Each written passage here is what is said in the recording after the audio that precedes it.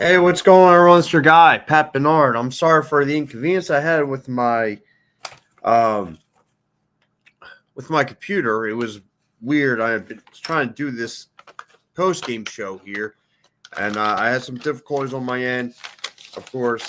But let's get into it. Let's get into one more intro here because I do have a uh, one quick commercial break I got to get to, and I can't please my man Steve enough for this great intro right here on the Nothing But Net podcast. So, guys, listen, he's done great stuff trying to hook this up. We're trying to figure this out. Has some difficulties. Let's get into this game. And it wasn't much of a 76ers basketball game tonight. It wasn't. It was a joke. The 76ers just didn't have an answer. Steve Van Gundy crushed. I mean, from head to toe, was crushing the 76ers, especially in the early going, how the 76ers defense just couldn't stop and make, their defense just couldn't make any stops on breakaways and or any kind. The defense, it's been the same record. I mean, it's the same story. And now I'm at the point I'm worried about Nick Nurse's job security. That's going to be my first thing I'm going to address tonight. Before I get into this post game and go over stats and go over, I really worried about Nick Nurse and his future here in Philadelphia. This was a disgrace. And the fact that this team plays really zero defense, it hurts.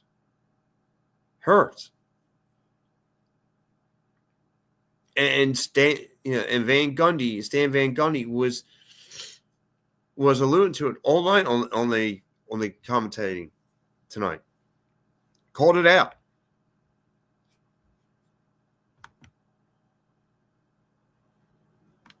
My man Dave Yarn, what's up, brother? Time to tank the season. Well, know what's funny, Dave? Like, where was this team going to be good at on paper, knowing that like they weren't planning on tanking, but every hoops fan knows, every basketball fan knows, like this was an old veteran team. And I appreciate you, Dave, joining me at this late at night. Really do. But yeah, this team was not trying to tank, and without Joel Embiid, this team can't figure it out. Coaches can't figure it out. It's talent that he brings, and they can't figure it out.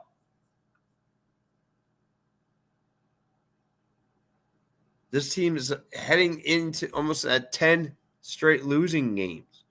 I mean, you might as well call this a tank season. But there's no answer for a future. There's no signs. Maxi's a great player. People think you could just build around Maxi and move forward. No, it's not that easy. He's a complementary piece to a good player. He's Robin at the end of the day. He's not Batman.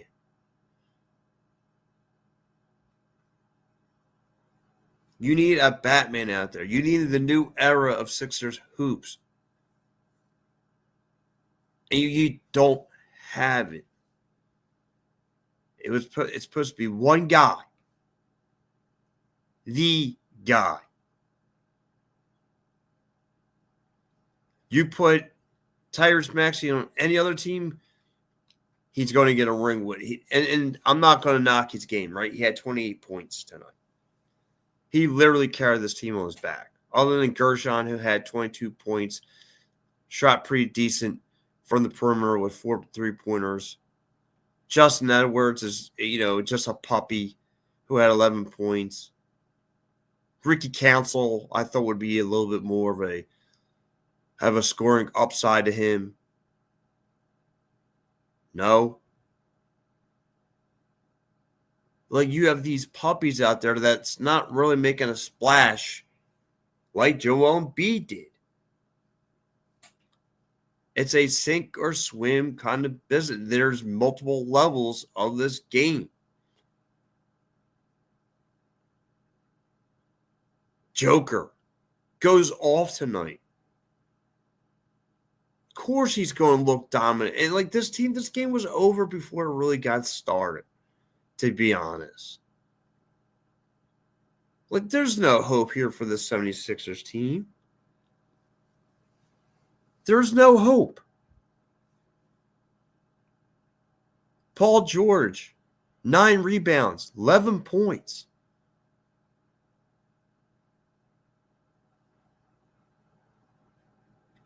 Kelly Oubre, again, inconsistent, 8 points.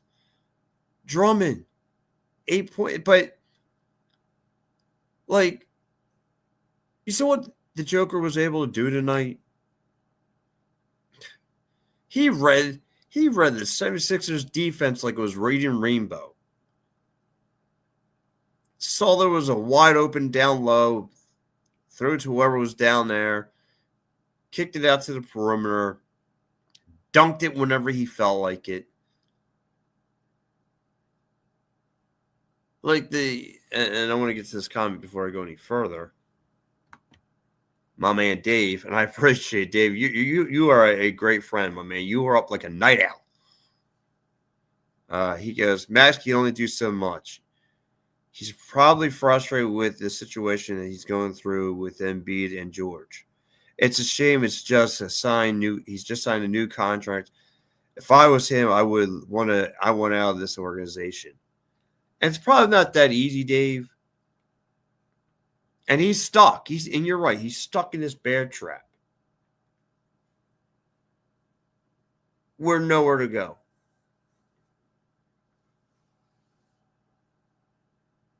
He's stuck there in purgatory, in mediocrity. Like, I didn't think having Maxey, right, was going to be a tanking team. But I'm telling you, and it's funny because the 76ers front office, those guys, and it's poor Nick Nurse coming out there every single game. Every single game. It's just putrid, washed up, old squad. He's got to answer to it. He's got to come up with an answer. Like, where does the 76ers front office at? Where are you cowards? Where are you at, Mr. Morley? Where are you at, Elton Brand? Where are you cowards at? It's time for you to come and answer the bell. Let's go a little higher. Because you know what? It's funny. I'm not gonna here to really change the subject or go anywhere else. But since we're here and everyone's kind of aggravated at late at night like me, let's go a step further. Let's go to Josh Harris. His Devils look great. His Washington Commanders look like they're on a fun ride. And the 76ers hasn't even put any thought and process, trusting the process, really, with this squad and how bad they've fallen from the sky. Something to think about. Or do you let Morley just run this into the ground? I mean, because that's what he's done. Did you really think, Morley, that Joel Embiid was going to give you a healthy year? We knew that. We knew coming into the game he was not going to give you back-to-back. But what was your next option? All right, well, we could bring Paul George in. And that's done what? You take Drummond out half the time.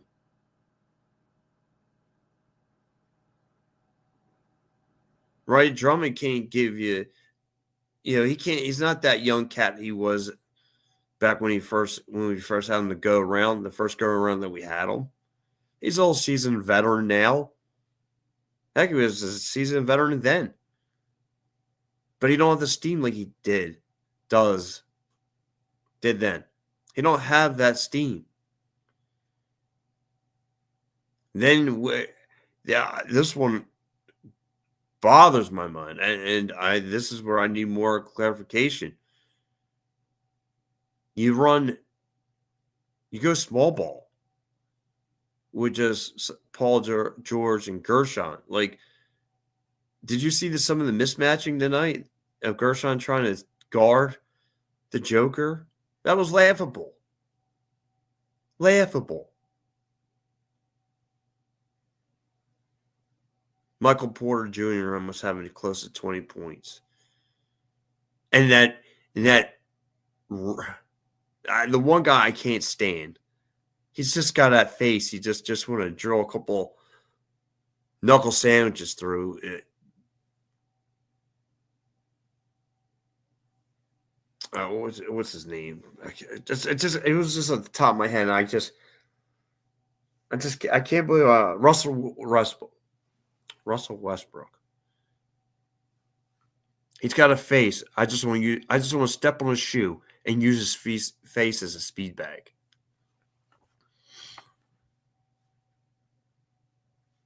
But it's horrible. But nonetheless, getting back to this game, the Nuggets were able to do whatever they wanted. What I was trying to say is that the defense on the 76ers, and like I said, Van Gundy was calling out, like you couldn't make any adjustments. There's no wing defending.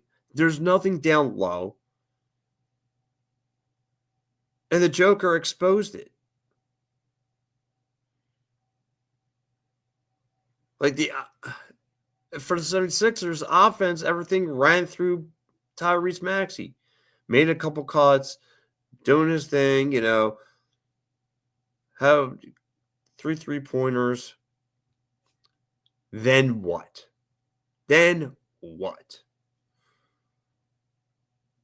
Gershon off the bench, bringing 22 points. And that guy brings some fire. I will say Gershon Upaseli brings some fire.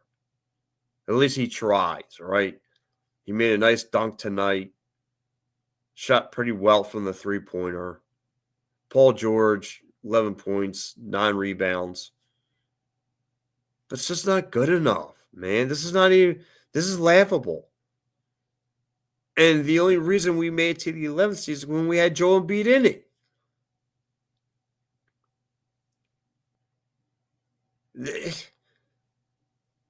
Like, there was never, if you're an optimistic 76ers fan, yeah, you had a shot. But there's no shot with this team. None. There's not a chance with the 76ers team. It's a shame. My man Dave checking in.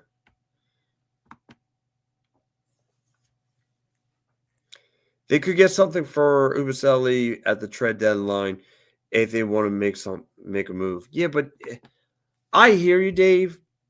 But what? Okay, so they're going to trade him to a contender, but I need more than that, right? I need to know what Morley's going to think. What's Morley's what are we going to do? To be honest, look at his tender here. He brought his boy James Harden in here. That didn't pan out like he wanted to. They brought in his seasonal Paul George, Eric Gordon. We know the moves that he made, right? And what Paul George may be the only move that really panned out of all the seasoned veterans that he came through.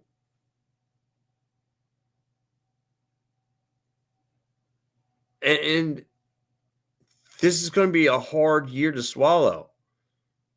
A tough pill to swallow, rather. I'm sorry. We are all hoping to get the Paul George, Joel Embiid, and Tyrese Maxey effect A lot more, and we're not. And it's all right. So he's going to come back. Joel Embiid will be back. Well, a little more than a week now, if I'm not mistaken. A week, a little less, somewhere in that ballpark. But then what? He's on minutes restriction. Like, you're not going to get the Joel Embiid from 5 years ago. He's older now, and he's constantly getting banged up. Unfortunately, the injury bug has bitten him so hard in his NBA career. And I love Joel Embiid. But, I mean, like, it's just sucks, especially if you're a 76ers fan.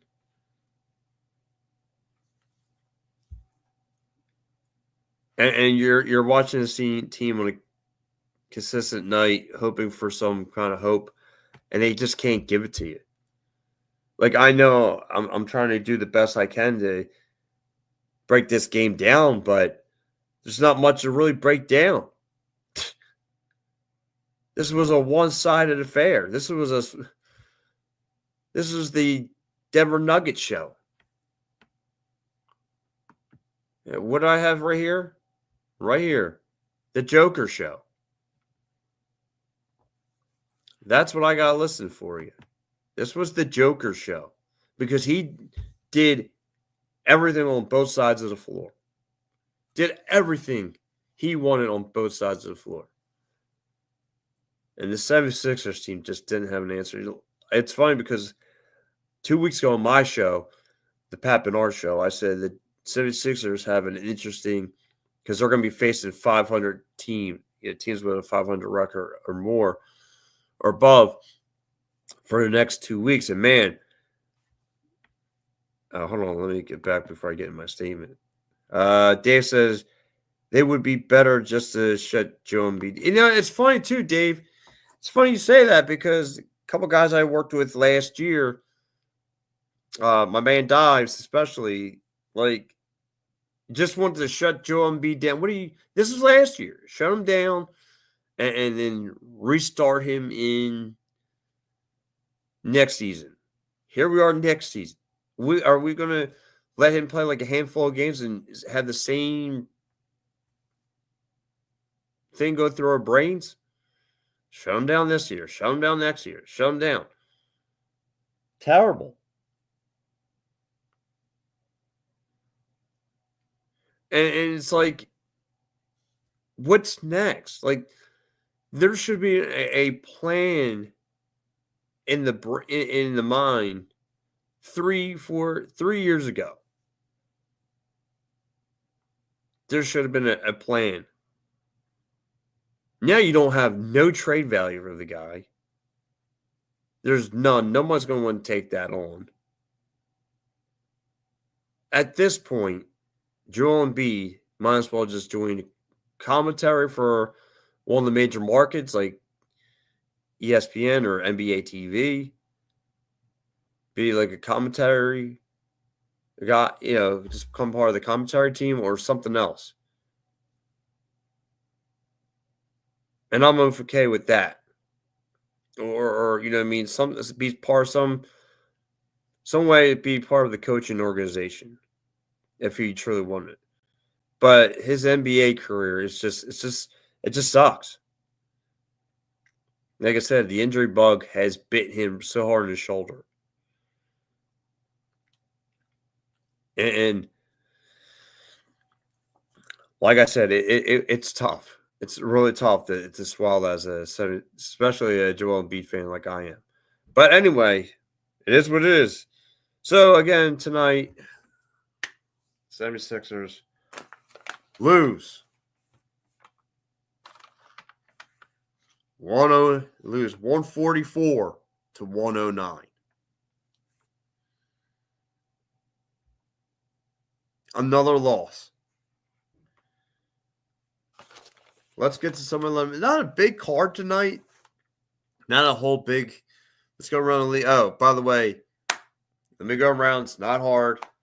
My MVP for the 76ers, Tyrese Maxey, just putting this whole team on his back. 28 points, 10 assists. I'll give it to him. That's a layup. Grades, just like every game so far. I'll go D-, because Maxey's about the only thing worth watching. I should put in the D- because with the D- the defense. But let's go around the NBA. Maybe we can feel a little better if you're around the NBA fan. So let's go. Knicks win a tight one in the Battle of New York. 99, not over 95 over the Nets. Trailblazers win 116 over 107 over the Heat. The Raptors, I mean, that Trailblazers beating the Heat, that's upsetting. Here goes another upset of the night. The Raptors winning 109 to 93 over the Magic. And your other box score of the night, the Lakers. And we're right in that same canoe.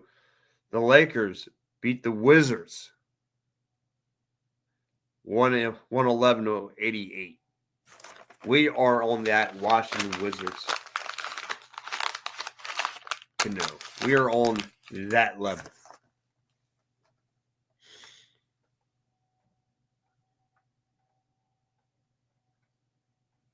Terrible. So, guys, listen, I'm Pat Bernard. I will be back here Thursday to do Flyers post game, then Friday for 76ers and first the Cavs. So I'm going to need a lot of water to get me, and a lot of something to get me through, pull me through that one. So anyway, guys, thank you, Dave Yarnell. Thank you so much for joining me late night. And by the way, Dave, I'm a little frustrated with you, my friend, if you're still watching the program. You chimed in to Joe and James asking about a Royal Rumble winner, but you didn't chime in yet to ask me who I got as a Royal Rumble winner. The former pro wrestler himself. You don't ask me? Come on, Dave. But anyway, no, I appreciate you staying up late with me, Dave. Really do. You're my main man. But for everyone else who's chimed in and watched from Twitter, Twitch, YouTube, definitely want to thank you guys so much. And there he is. There he is. I was waiting on you, my friend. What is your Royal Rumble winner? You know what, Dave? I'm gonna go. I gotta go Roman. Dave, I think it's gonna be Roman. I think Roman's gonna win it again. I think it's gonna be set up for. And if you look at it, Dave, look right. Yeah, Gunther's beating up little. He's gonna beat up Jey Uso this Saturday night main event. I think he's gonna put him in some kind of stretcher. So it's going to have Roman and put him out on the shelf for a couple of weeks. And I think Roman's going to go win it and then take on Gunther and take his heavyweight title away. You're going to go with Punk. Everyone's got Punk winning. Yeah, and you know what? It would be nice for him to win to me. I think for years he's been trying to win, become this baby face. And now he's finally got being a seasonal veteran and there's something about him that's a lot different because he's a seasoned veteran now and the crap he's gone through at the other company. But I think he goes, he's number 2 of my options, but I can see him and Cody and him beating Cody and taking it away from Cody. So anyway, Dave, thank you so much, my man, and enjoy the rest of your night, my brother. And guys, I'm Pat Bernard. I'll catch you guys this Friday talking some Sixer hoops. See you.